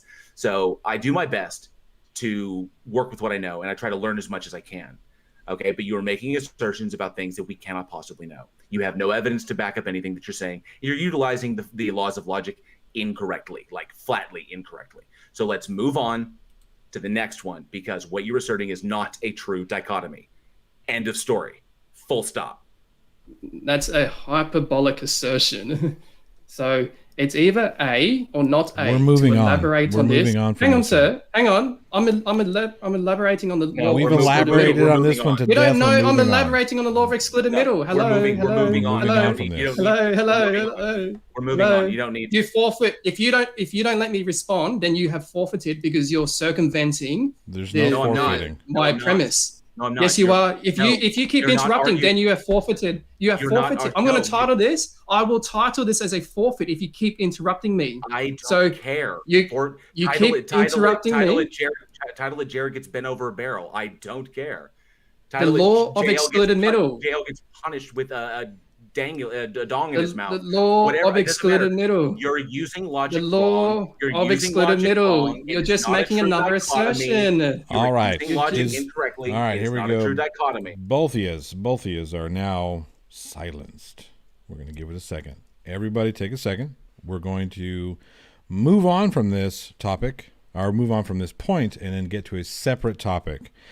Phillip, seeing as how you have demonstrably held this topic up, we're going to give JL the opportunity to pose a question, and then we'll go from there. So JL, what would be your next talking point? Yeah, I'd like to jump into like the God itself, the attributes of the God itself, and because there is sound argumentation as to why the God, as I think Phillip defines it, cannot or does not exist, or meets the quality of non-existence. So Phillip, how do you define your God? So do you grant me God for this question to be valid? No, I'm just asking you how you define it. No, do you grant me God for this question to be valid? No, I'm asking you He's how already how you answered define. that. I'm asking you a clarifying question. No, He I'm answered. asking no. How do you JL define answered your God? clarifying question saying no. So Okay, so why do you say no? how do you? It's not an answer to my question. How do you define your God? I'm asking you a clarifying question. And I said no. How are Okay, you? how why do do you define say your- no? Well, Because that's not the point of the question at this point. That's just an assertion. You No, can't I just say don't. no. You need to No, elaborate. No. I don't need, Hang on I a don't need second. to grant Phillip- you your Phillip- God to get a definition. Right, Phillip, you were asked a question. You were asked a clarifying question about how you define God. Can you answer that question? Do you grant me God for you to ask me this clarifying question? No, Because you're then no. you're He's then already you then JL have a has God in already your mind. answered that. JL has already answered that question with no. He does not grant. No, you he God. hasn't. He just said no. He Yeah. just said no. That's an answer I- to the question. Phillip, Okay, I so don't- why Phillip, don't you- Phillip, I don't have to grant you your God to get your definition of it. So Phillip, can you have- define God or not? You have to. We were debating a God in general. No, I'm So asking your God. hang on. Yeah. So then that's a theological question. So then Yeah. you have grant. So okay. So do you grant me that God exists for us to move over to theology? No, Okay. Why don't you grant me God for this? because I'm for us asking. Because I'm asking a question about your worldview. We don't Do have you to grant share. me- We don't have to share worldviews in order for me to ask you about yours.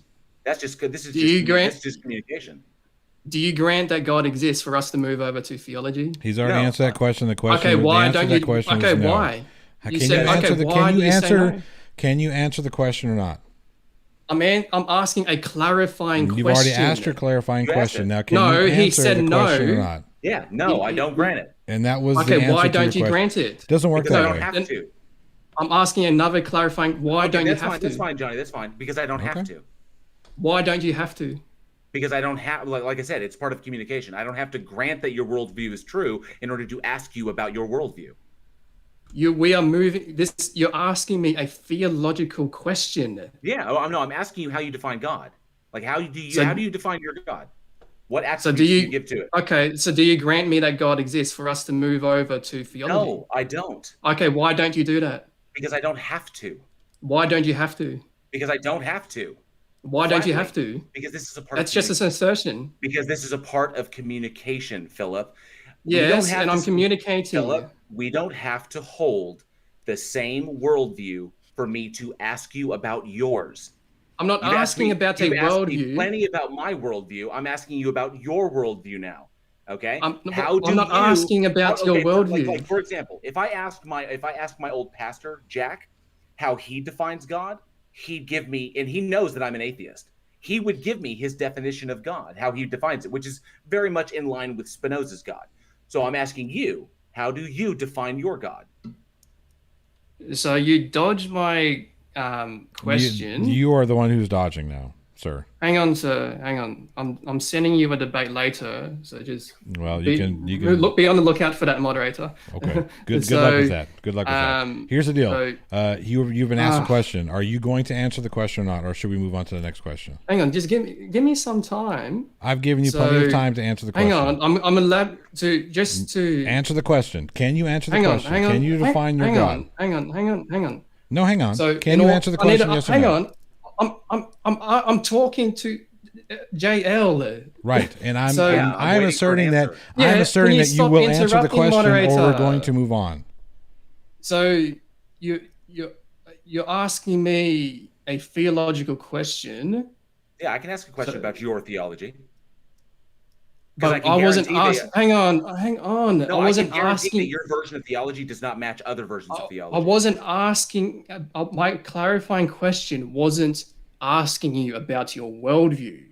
I was just asked because there are different worldview. There are different theistic worldviews. Yeah. But my clarifying question to you is: do you grant me God for, He's already for us answered to that move over to question. theology? He's already No, answered that he just question made an several assertion. times. No, he did not. He answered the No, question. It was a yes or no question. He said okay, hang on a second. no. I gotta know. Period. What assertion do you think I'm making? What am I asserting? You're just saying no. Why do you say no? That's not an assertion, Philip. That's a response. Why do you say no? You need to elaborate. No, I don't need to grant you your worldview in order to talk about your worldview. We're not talking about worldviews. Yes, it is your worldview, my friend. We're talking, there are different theistic worldviews. For us to move over to You're right. theology. You're correct. You're correct. There are many different theistic worldviews. I'm asking you about yours. No, you're asking me about God. Yeah. How do you define God? Like, do you define God like the Spinoza God? Like God is nature? Is that how you define it? Or do you define it in a different way? Do you claim the omni God? Do you claim the maximal God? Do you claim the Old Testament Hebrew thunder God, Yahweh? Do you claim a God that just kicked the football and then fucked off and didn't do anything else and doesn't interact with us? What version of God do you prescribe to? So I needed to clarify something. So do you grant me that God exists for us to move on, over Phillip. to theology? That question has been answered. It's asked and answered. No, it hasn't. It's just has been I haven't answered. got to. You just said no. You need to elaborate on your responses. No, I don't. No, I don't. Yes, you I do. said no because I don't All right, have Phillip. to. Hang on a second, both of you. Why Phillip, don't you have to? Because he doesn't have to. That's not. Both of you guys are muted right now. Phillip, you need to learn how to move on. If you can't move on, then I'm going to tell you to fuck off, because this is getting to the point where it's repetitive, redundant, and just we all might as well be bashing our heads against a brick wall here. You asked a question several times. JL has answered that question. Now, can you answer his question? How do you define God? So before you interrupt, can you answer the question? Hang on. You're asking me a theological question. The topic before was cosmogony. So in order for us to discuss which God it is, you rejected that. You rejected. You didn't grant me that. So that implies that you have an answer to my question from earlier. No, it doesn't. So it doesn't imply anything. It's simply we simply don't know. Well, then I'm going to explain to you how I do know. You don't need to. I do know. No, you already have multiple times. We're moving on to the next question. The question is, how do you define your God? What properties you have granted me. No, I don't grant you. I don't grant you your God. Okay, why don't you grant me it? Because I don't need to, Philip. Phillip, can you answer the question? I don't need. You do not need. No, you Phillip, do need to. Yes, you do. Yes, you do. No, for the purposes of discourse. You do need to. Phillip, for the purposes of charitable discourse, I don't need to grant you that your God exists. You think your God exists. You believe that your God exists. I'm asking you how you define him. That's it. If you don't grant me that God exists for this debate, then you have a response to my earlier question on the topic of cosmogony.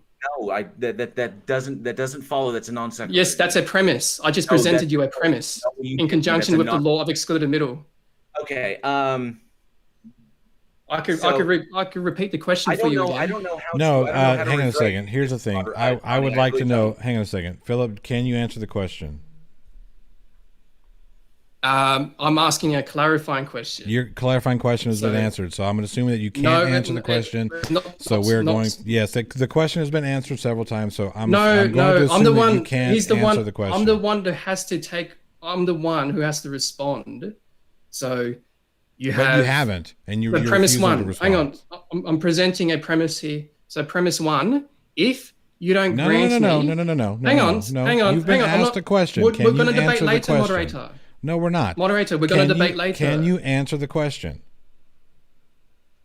I'm asking a clarifying question. You've asked your clarifying question. Your clarifying question has been answered several times. Now, not to my suffice. So I doesn't can ask matter. the Can question. you answer the question? I'm the debater. So if I have to ask yes, and I'm the moderator. question, and if I have to shut your shit down, I will. So can you answer JL's question?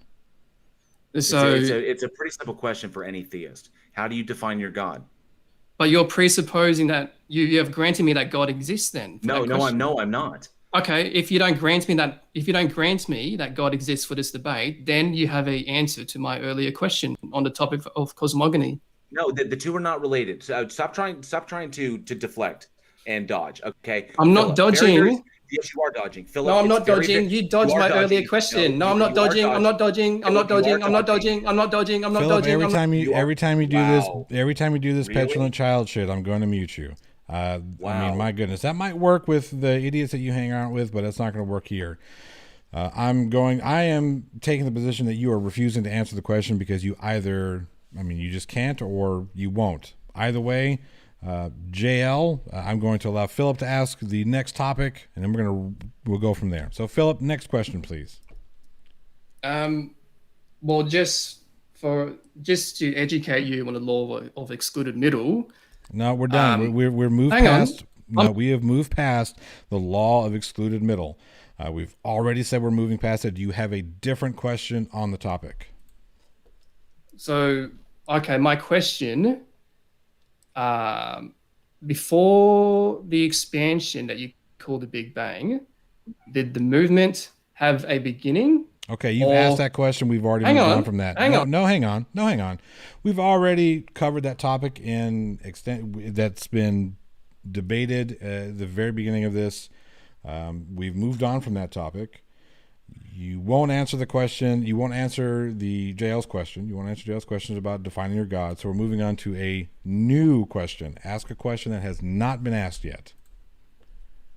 So how about this, Philip? What version of the Bible do you prescribe? What version of the Bible do you read? So that's a theological discussion. No, just what version of the book do you read? My clarifying question to you is that's a theological question. No, I'm asking you which book. Asking you which version of the book. Why is it not a theological question? Because I'm. Why is it? Hang on a second. Why is it so difficult to answer that question? I'm just asking a clarifying question. You've asked your clarifying question. It's been answered. Now, why is it so difficult? No, it hasn't been answered. Just because you don't think it's been answered doesn't mean it hasn't been answered. The question that you've asked repeatedly has been answered. Moderator, repeatedly. I'm debating you later. You're not debating me later. Stop getting. Okay, so then you backed out. I have that on record. Whatever. Stop getting. I have that on record, moderator. Okay, that's fine. That's nice, Philip. But here's the deal. You've been asked a question. You continue to dodge the question. Are you going to answer questions? I'm asking a clarifying question. That has been answered. It has been answered. Move on. Are you asking me a theological question? No, I'm not. I'm asking you which version of the Bible you read. How is it not a theological question? Because it's just a book. I'm asking you what version of the book you read. I want to get insight into you. So what version of the Bible do you prescribe to? The NIV, the KJV. Look, for the sake of the audience, I read the New International Version. Okay. So how hard was that? How hard was NIV. that? No, Fantastic. I'm just doing that for the audience. So my question from earlier, That actually answers a lot. So because you invoked a Big Bang, so was it always expanding, or did the expansion have I a believe beginning? that question has been asked and answered. No, it hasn't. Then let JL respond. JL has been responded. It has been Well, answered. what's I'll your- respond again what- for the final time. We cannot know. But you're so hang on. It's using a reductio ad absurdum in conjunction with the law of excluded middle and deductive reasoning. We could propose Phillip, two I options here. understand. I understand that. I understand Hang that on. you don't know how to move on. I understand you don't understand. I understand that you don't understand how conversation works. We've moved on from that portion. It's time to go to a new portion, or it's time to go to the part where you fuck off, go back to a little echo chamber, and circle jerk each other with all of your other echo chamber buddies. Now, that's a dichotomy that you're going to get here. Would you like to move on, or would you like to fuck off? Would you agree there are only two options in No. context to my question? No, it will not. No, I will not, because we don't have enough information to come down on a truth or false value to that proposition. We simply don't have the detail. We have zero information. So we cannot make a positive or false value claim to that proposition. Okay, so we have empirical evidence. Okay, no, we don't. Okay, all right. No. Hang on, no. I'm assuming we cannot move on from this, Phillip. So here's the deal. I'm going to give you a couple minutes to kind of wrap up your position, and then we're going to go ahead and end this one because you refuse to move on, and I'm not going to sit here and beat my head against the wall. So, Phillip, the floor is yours. Hang on. Look, I'm not leaving, so I'm not getting off this question. So, okay, cool. To elaborate. Bye. There we go.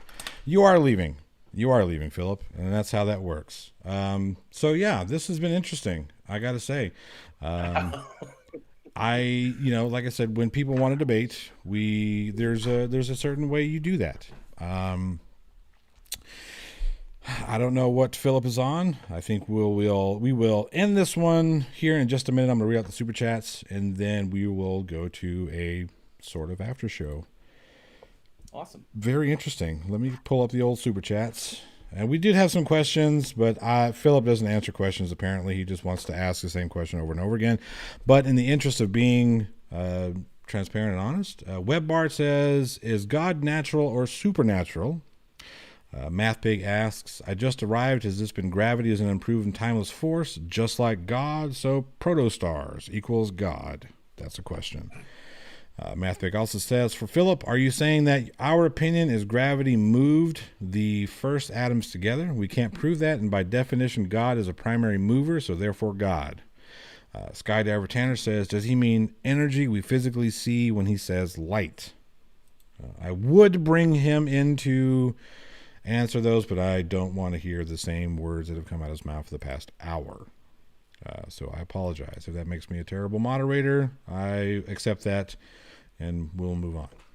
Now, let me get to these here super chats. Bring up this window. So Cygnus for $10 American says, Johnny O, this should be good. Thanks. Well, thank you. I appreciate that. Raven Zero for $2 American says, the plot hole, the place where holes have plot. Thank you very much, Raven Zero. We'll come back here. Go. Well, that went weird. Fohammer 335, my mistake. For $2 American says, JL going on his ghostly tangent again. I fucking love the live chat, man. They're amazing. Cygnus again says for $5 says JL crushing the Spurs Chemo clone. Johnny O doing a great job monitoring. I appreciate that. Irish Demon for $5.99 Aussie says, but JL, it could be energy that we don't understand. MathPig for 2 of the Queen's British pounds says protostars. That was the super chat? Yeah. Say it again. I think I maybe only caught half of it. Oh, I'm sorry. It says, but JL, could it be energy that we don't understand? Oh, ha, ha, ha. MathPig for 2 of the Queen's British pounds says, protostars equals God and gravity is supernatural. Duh. Cygnus for another 5 American says, no question, JL is killing it and his Perschemo clone is too dumb, but you deserve the support. Many thanks, Cygnus. Oh, Spurs clone. Yep. That's brutal. Crafty Keela, can we get a Fatality. hashtag triggered in the chat for Phillip? Well, you know what to do, chat. Katrina Middleton for $10 says, if you can't test the invisible, how can you prove a god exists? That's a very good question. Yeah. Basic Nice if he trigonometry. Yeah, well, it'd be nice if you would answer anything. Basic trigonometry said, God played pool before Big Bang, therefore God. I think that's actually a good one. Glass Monster for $2 Canadian says the cue ball that hit the cue ball they hit the rack. Yeah, they hit the rack and then the balls boom, universe, there you go. Glass Monster for $2 Canadian says Phillip Aman, move on. And then I can't get the last ones. Let's go to see. I don't know what that's about. Let's see here. I know I'm missing a couple. Give me 1 second. 1 second, we'll get this up. Oh, Anacito Maldonado. Bro, I almost set myself on fire listening to that dude drone on. Dude, Anacito, you're legend, dude. I love you. All right. Let's see here. Corsi Husky for $5 says, why is Phil acting like a petulant child? Because he is a petulant child. I try and stay as middle of the road in these things as I can, but this guy is not worth that treatment. I apologize if I let that go on a little bit too long. JL, as always, you handled yourself with class. I appreciate that. Thank you. Yeah, did you see what I put up in front of the camera? I legit wrote in big letters on my notepad. Stay calm. Stay calm. All right, so here we're going to let's see. Let me do this really quick. Boom. You can. Yep. Go away. Irish, if you want to hop on, we'll end this one here, and then we will start a new one in just a minute. So everybody, we'll do a quick after show, after stream, after PP, because my goodness, I think we all need it after that one. So yeah. Sweating. Yeah. Oh wait, so you're not gonna accept his challenge to debate because he was gonna debate you. If he wants to fight, he can stick his head on my ass and fight for air.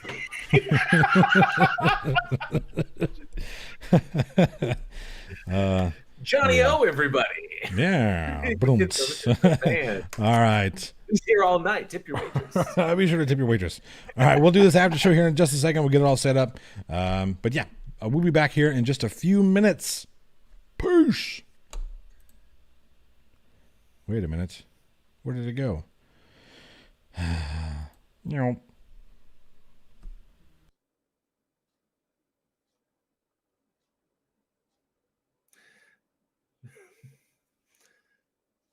Are we off?